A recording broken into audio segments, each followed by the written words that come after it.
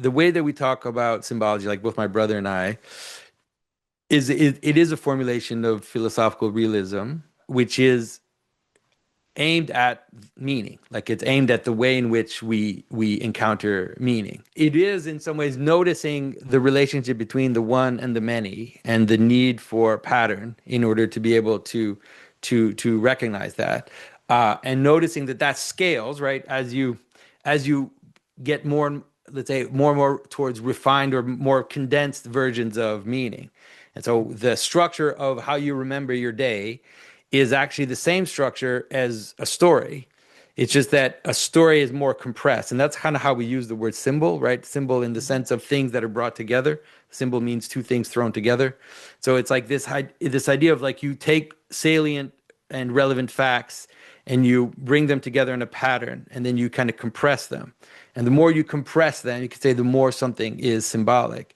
And that's why you have images that are highly symbolic, like a cross, for example, because it contains in it so much of reality, right? It's not that it's a distilled version of an image of the world. And so that's what we mean by symbolism. And that's why, in some ways, you can open that up. Like you can have the image, for example, that Christ used of a seed in a field, right? That is a cosmic image. But then what's in the seed that opens up and it kind of lays out reality. So, and then so I mean, in terms of realism, what you realize is that in fact the world is made through analogy, which is the relationship between similarity and difference. And that interplay between similarity and difference is how we make sense of things. And therefore, analogy is a true relationship. It's not accidental. It's not arbitrary. That when we say body politic, the analogy between body politic and physical body is a structural relationship, right? That means that the way that the body politic is made is similar in important ways to the way your body is constituted, and those relationships are real, and they can help you understand across levels Hmm. what things are. So, Hmm. does that make sense? Yeah. No, I mean, I think it makes perfect sense. And places where my mind goes, I go to any number of places in my mind, right? I think, for example, about Plato's Republic, where I think a lot of people, when they read Plato's Republic, they think immediately he's talking about politics. And on the one hand, I suppose he is, right? He's talking about what an ideal, society would look like. But in the context of the dialogue, he's actually trying to figure out what the well ordered man is. And he uses this analogy of saying, well, if we had a really small sort of bit of writing that we could barely see, but then we had a replica of it that was really big that we could see, wouldn't that help us understand the really small writing?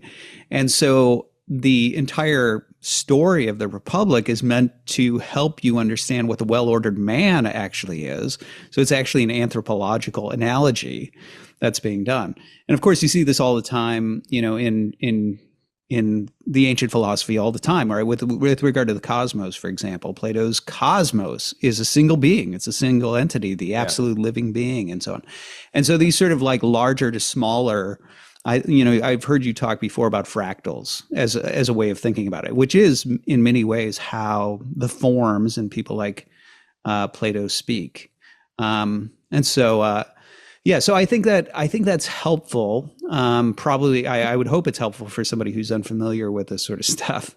Yeah. Um, But one of the things maybe I can say is that I would say one of the things that we're doing, like both my brother and I, is that for the ancients, in some ways, this was completely intuitive. They didn't have to explain it. It was like they knew this is how the world functioned. And so the reason why we're saying the things we're saying today is in some ways as a kind of medicine to a world that has lost this vision, even though it is intuitive in how the world works. And so in some ways, what we're doing is there are certain relationships that, like I said, for the ancients would be obvious. Now we have to be descriptive. We have to say, this is why the body is like the body politic. And let me give you examples and let me like show you how these rhythms, let's say, or these structures are the same. And so on the one hand, we have lost the intuition, but for that reason, we also have the capacity to be more explicit about the structures. And so, in some ways, that's a good way of understanding, why. Because a lot of people say, "Well, why didn't the church fathers talk about symbolism?" I was like, "Well, they didn't have to talk about symbolism; they just did it." They just did symbolism. And Right. they would just say, they wouldn't explain to you why they're saying that this text in the Old Testament is like Christ. They just say, this is like Christ. And now we, because we're incapable of seeing it, so maybe I can like have to unpack it. I have to say, here's how Samson is like Christ. It's like taking the door of the city and carrying it up to the top of the mountain, right? That's related to the crucifixion. Why? I can explain it, but like here are these like trying to show the images and help people kind of regain the lost insight that the fathers had more intuitively. Yeah, and that is one of the areas where I see a lot of parallels between what you and I are doing, is that so much of what I talk about, as you know, when I talk about philosophical realism versus nominalism, and I go through these east-west divides and all that, so much of what I'm trying to do is I'm recognizing that my audience, you all are natural-born, reductionistic, materialist, nominalist products of modernity and postmodernity. Yeah. And so you've lost this memory of things that were basically all of human reasoning and religion and practice and life for literally thousands of years. And we need to now re-educate ourselves and actually undo the work that's been done in order to try to strip these things out of your memory. And so that's where I see a lot of similarity in what we're doing, in the fact that you're trying to help an audience that has lost memory of those things recover those things and see those connections that are real, that ancient peoples just understood intuitively. And I'm doing the same thing on the sort of metaphysical level. Now, some of the things that you've raised, though, go to something that I want to ask you about. And I know, I think I know what I think I know how you're gonna go with this. We'll find out if I'm correct. So you've already touched on the fact that within the ancient world, a lot of people knew these sorts of things. And I'm sure you know from your reading that there's a certain spectrum of how symbols are treated throughout the history of ideas.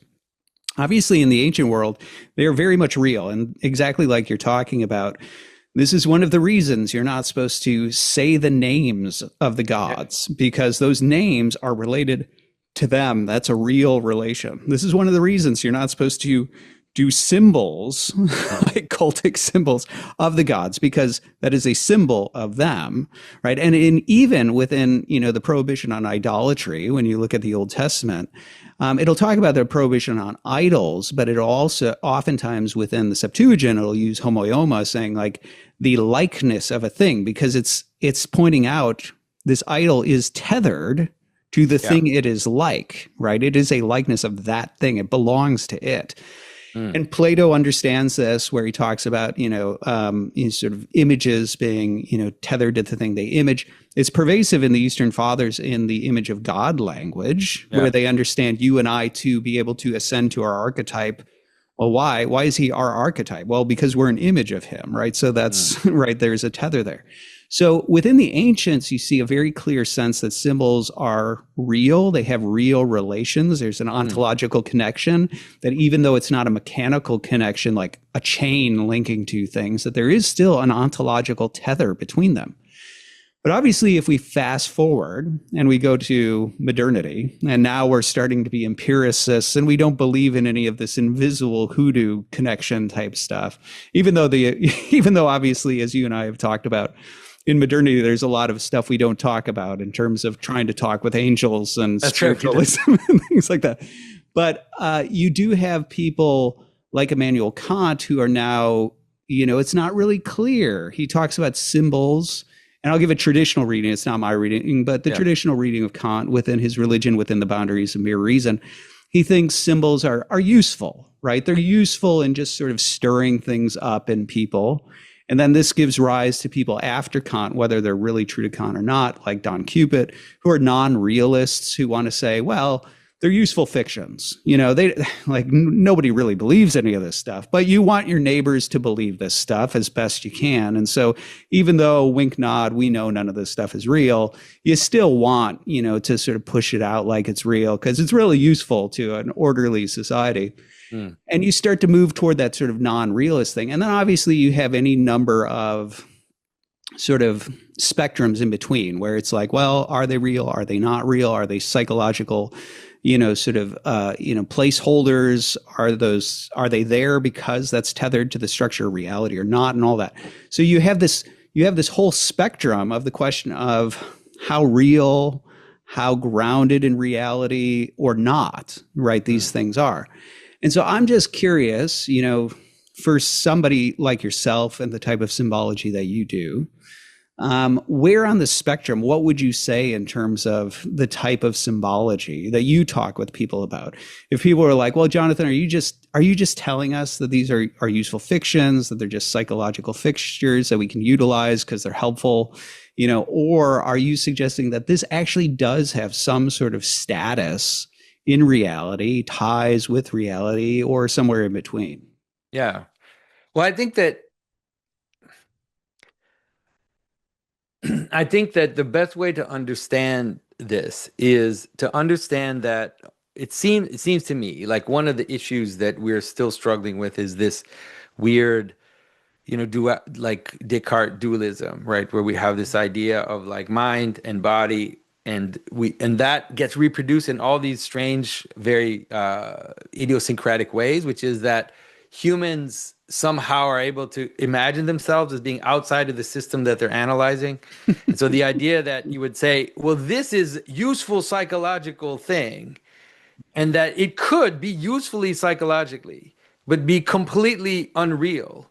Like, why would like that doesn't even to me as like a kind of postmodern thinker, like let's say in the sense of true postmodernism, I don't understand what that means. Like I think that actually right now is an interesting time because with things like cognitive science, and some of the developments in biology and science now, we're starting to realize that it's best to formulate humans with the same structures that we're formulating the things that are under it and that are, you could say, above it. Like these are that they're participating in the same patterns.